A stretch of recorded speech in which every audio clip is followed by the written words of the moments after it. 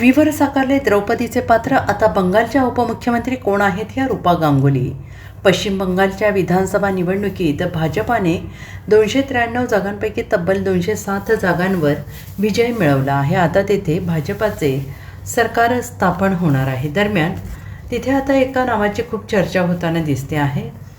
रूपा गांगुली यांना उपमुख्यमंत्रीपद मिळू शकते असे म्हटले जात आहे. रूपा गांगुली या मूळच्या कोलकाता येथील आहे. त्यांचा जन्म 25 नोव्हेंबर 1966 साली झाला. त्यांचे शालेय तसेच महाविद्यालयीन शिक्षण कोलकाता शहरातच झाले.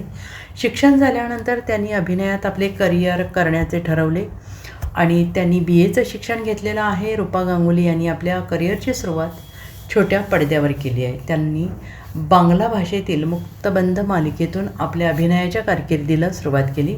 त्यानंतर त्यांनी गणदेवता या हिंदी मालिकेत काम केलं आहे. त्यांनी काही चित्रपटातही काम केलं आहे.